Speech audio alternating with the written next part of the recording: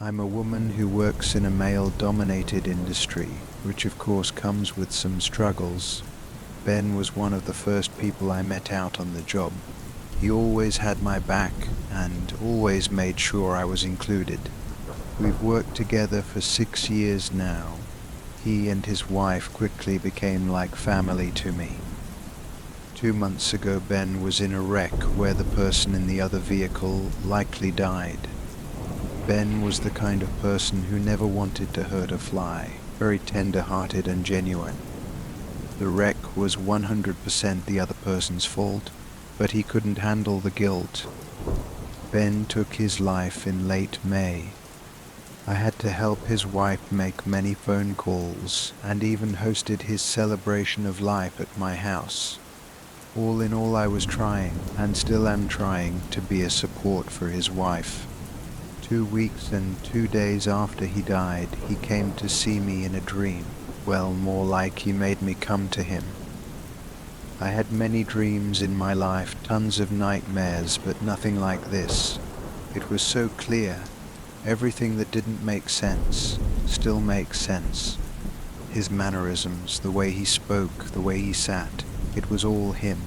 I was confused, wandering around a very large waiting area, decorated in maybe the 2010s era, with structural white beams and wooden couches and chairs with the brown, gold and red fabric designs, and the one-set brown tile. There was no front desk, no one around at all. I was so confused, until I saw him. He was sitting on the floor with his back towards me. He was drawing a crisscrossing applesauce. I have never had such an urge to punch someone in the face. I was so angry.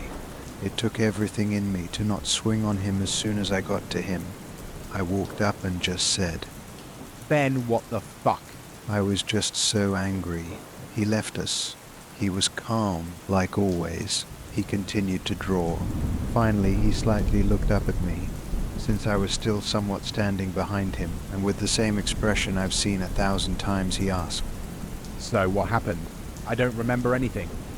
You fucking killed yourself, Ben. I replied.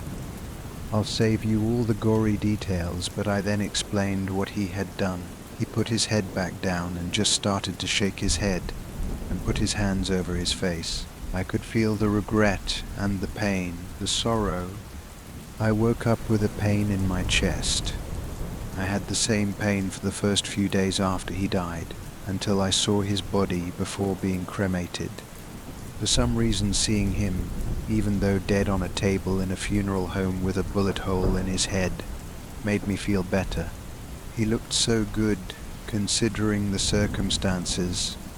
I hadn't had that pain in my chest for almost 2 weeks until then. Now I can't get it to go away.